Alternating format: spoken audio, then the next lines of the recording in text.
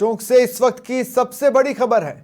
समरावता थप्पड़ कांड मामले में एसडीएम अमित चौधरी पर गंभीर सवाल खड़े हुए हैं और ये सवाल उठाए हैं लालसोट निवासी रवि सोनड़ ने।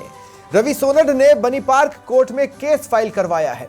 इस केस में उन्होंने ये आरोप लगाए हैं कि एसडीएम जो हैं उन्होंने सरकारी नौकरी पाने के लिए तथ्य छिपाए और फर्जी डिग्री का इस्तेमाल किया। एसडीएम अमित चौधरी को नरेश मीणा ने चुनावों के दौरान, जो हाल ही में उपचुनाव हुए थे, उस दौरान थप्पड़ मारा था और उसके बाद से ही समरावता देश भर में सुर्खियों में आ गया था। एसडीएम खुद सुर्खियों में आ गए थे और अब सवालों में भी आए हैं। अमित चौधरी जो कि एसडीएम है, उनके खिलाफ बनी पार्क कोर्ट में केस फाइल हुआ है। लालसोट निवासी रवि सोनड़ ने यह केस फाइल करवाया है और यह बताया है कि एसडीएम ने सरकारी नौकरी हासिल की लेकिन तथ्य छिपाकर। दरअसल देखिए, जब सरकारी नौकरी लगती है या सरकारी नौकरी के लिए जब अप्लाई किया जाता है तो कुछ बातें पहले ही क्लियर कर दी जाती हैं।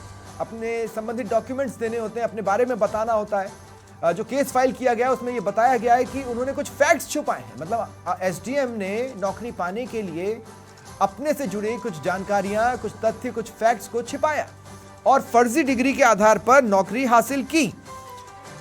इस पर हालांकि एसडीएम का अभी तक कोई रिएक्शन नहीं आ पाया है। हम लगातार शिकायतकर्ता से भी कांटेक्ट की कोशिशें कर रहे हैं लेकिन वो संभव नहीं हो पा रहा है, क्योंकि ये सवाल बनता है कि उन्होंने सिर्फ शक के आधार पर यह केस फाइल करवाया है या अपनी बात को कहने के लिए उन्होंने कोई सबूत भी दिए हैं।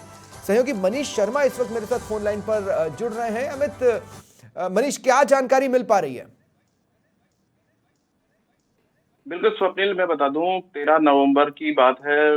विधानसभा उपचुनाव के दौरान देवली उनियारा विधानसभा क्षेत्र में समरावता में नरेश मीणा वर्सेज एसडीएम अमित कुमार के बीच जो गहमागहमी हुई थी, थप्पड़ कांड हुआ था, उसके बाद में 14 नवंबर को पुलिस के द्वारा उनको गिरफ्तार किया गया। कहीं ना कहीं ये जो केस था पूरे सिस्टम को ऊपर शर्मसार करने वाला था। आपको बता दूं, इस मामले को लेकर के पहले एसडीएम अमित कुमार ने विभिन्न धाराओं में नरेश मीणा के विरुद्ध कई मामले दर्ज कराए थे और इसके जवाब में आज मैं आपको बता दूं, इसके जवाब में आज एक दौसा निवासी रवि सोनड़ है, उसने एसडीएम अमित कुमार के खिलाफ केस दर्ज करवाया है। इस केस के तहत उन्होंने उनके ऊपर संगीन आरोप लगाए हैं कि सरकारी नौकरी में इन्होंने ज्वाइन करने से पहले जो की जाती है आरपीसी की तरफ से, उसमें इनके विरुद्ध जो केस लगाए थे उसमें तथ्य छुपाने का एक गंभीर आरोप इनके ऊपर लगाया गया है। कहीं ना कहीं ये आरोप उनकी छवि को धूमिल करने की कोशिश की गई है। अब देखना ये होगा कि केस में क्या मामला आगे रहता है। फिलहाल इस मामले को लेकर के जो कोर्ट है उसमें केस फाइल किया गया है।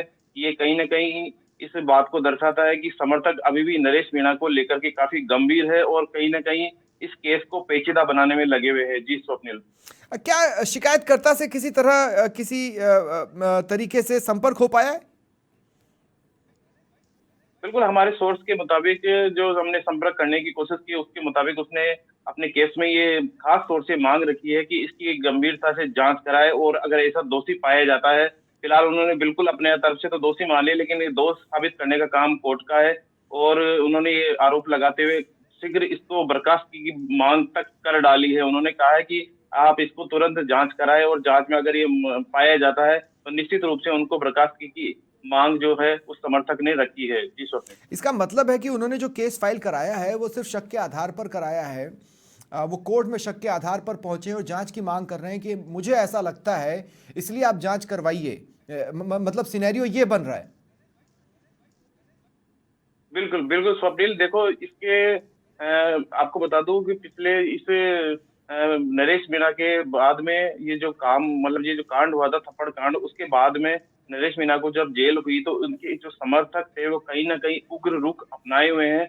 वो कहीं ना कहीं उस एसडीएम अमित कुमार के पीछे कुछ न कुछ कमी ढूंढने की कोशिश कर रहे हैं। उस कमी के तहत उन्होंने जो पिछला इनका जो कार्यकाल रहा उसका भी एक वीडियो वायरल हुआ था जिसमें उनको कहीं ना कहीं द्वेषतापूर्ण हरकत करती हुई दिखाया गया था उस वीडियो में। फिलहाल में हमें बता दो आपको, ये वीडियो काफी पुराना बताया गया। इसके बाद में जांच पड़ताल हुई तो एक कोई केस बताया जा रहा है, उस केस के तहत केवल शक के आधार पर ही है अभी तक। तो फिलहाल अब देखना होगा कि कोर्ट क्या क्या जजमेंट रहता है, लेकिन शक के आधार पर इन्होंने एक केस फाइल किया जिसमें गंभीर आरोप लगाया कि इन्होंने एसडीएम अमित कुमार ने अपनी ज्वाइनिंग से पहले कहीं न कहीं जो सरकार मतलब जो आयोग है उसके सामने जो तथ्य रखने चाहिए थे, उस सच्चाई को इन्होंने छुपाया है और उस तथ्य को छुपा करके नौकरी प्राप्त की है। जी, स्वप्निल।